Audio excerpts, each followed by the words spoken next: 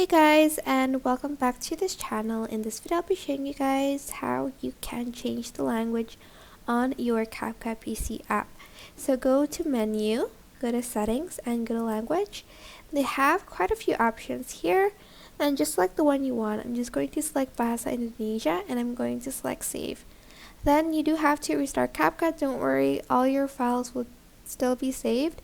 So restart it, and then as you can see, it is in Indonesia now.